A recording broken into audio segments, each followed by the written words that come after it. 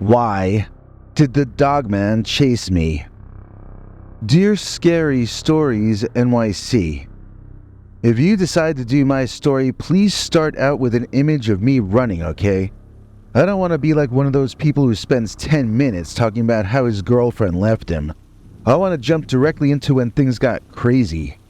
I mean, it is true, my girlfriend did dump me, so I was camping by myself in northern Michigan, not far from where I lived at the time. And then, out of the blue, in the middle of the night, with no warning whatsoever, this huge dogman ripped my tent out of the ground and shook me out of it like I was the prize in a box of Cracker Jacks. That's how I came to be running as fast as I could through the middle of the woods in the night in northern Michigan. The big guy behind me, that's a dogman. At least I think it is. It might be a werewolf or something else.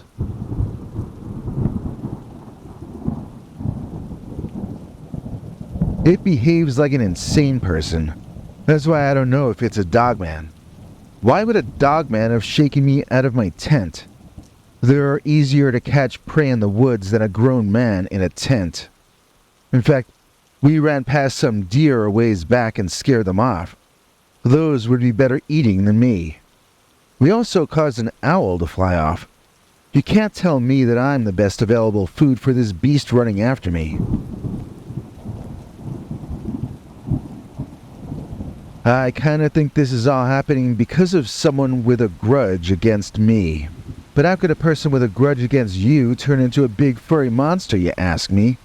I don't know. I only know that I'm being chased, and I'm guessing as to the possible reasons why.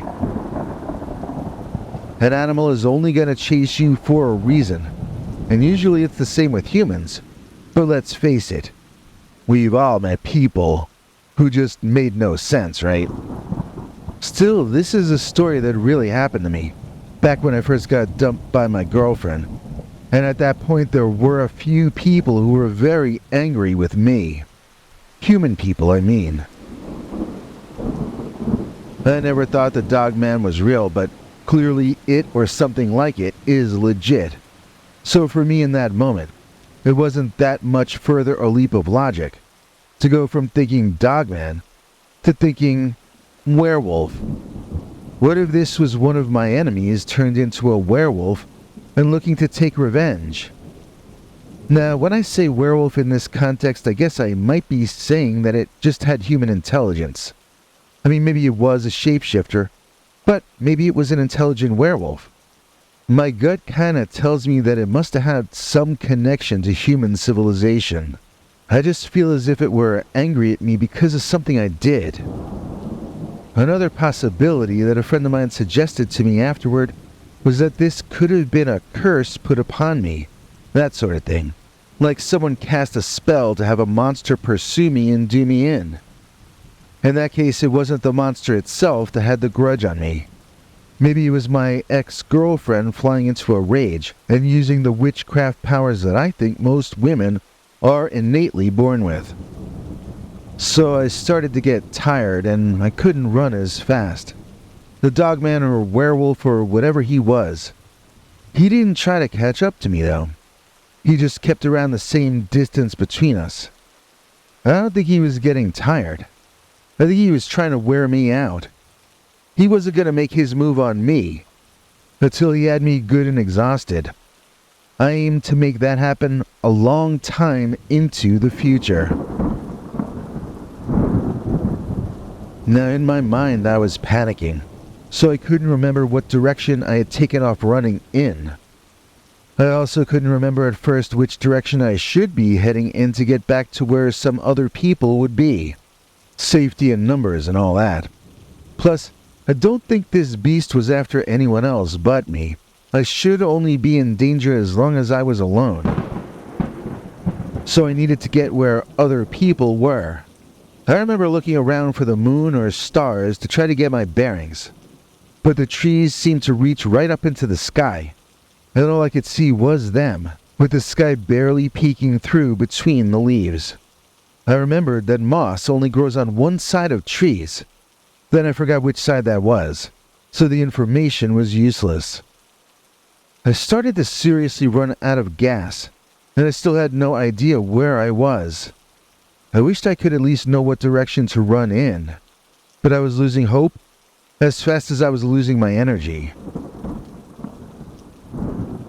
I was basically walking at this point, but the Dogman just walked along behind me, keeping pace, keeping the same distance. I had no choice but to keep going, but it had become an extremely low-speed chase. I started to see things that happened to me in my past appearing before my eyes, and I knew that my body was getting ready to shut down. I felt like everything inside of me was ready to go to sleep, and it was all about to end.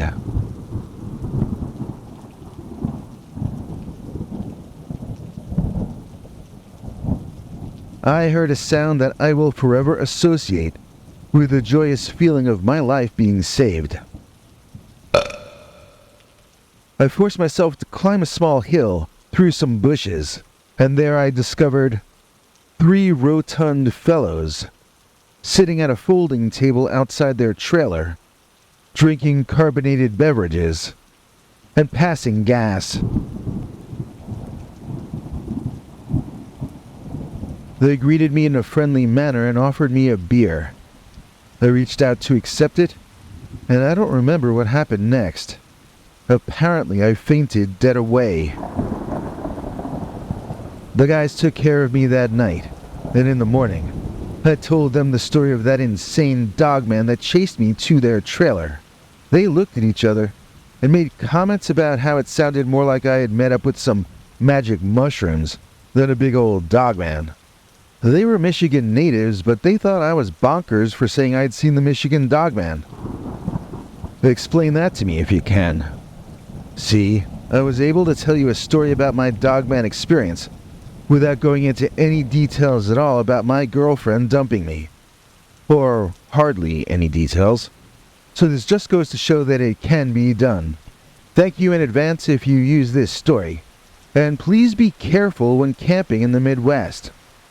You never know who's gonna provide you with your wake-up call.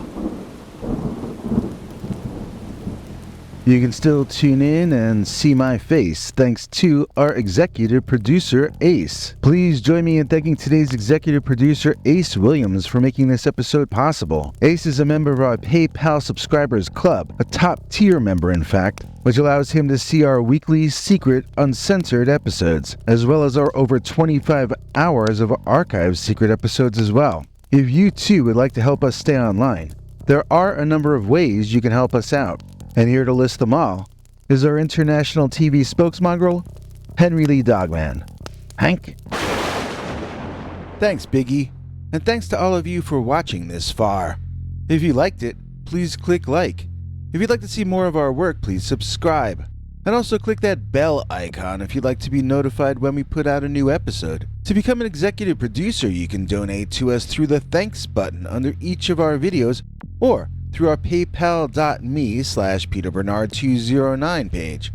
To receive cool perks like secret uncensored Dogman episodes far too wild to ever run on this channel, you can become a YouTube channel member by clicking the join button, or join our PayPal subscribers club at peterbernard.com. Joining either at the $3 a month level or above gets you access to our over 25 hours of secret uncensored Dogman stories available nowhere else. Do you have a scary story about Dogman or some other kind of high strangeness that happened to you? Let us know by emailing us at scarystoriesnyc@gmail.com or by leaving us a voicemail message at 804-LA-SCARY. You may need to call back on that one. It cuts off after I think 3 minutes. And if you don't want to do any of that stuff, thank you for simply watching to the end. Good night, and have a scary tomorrow.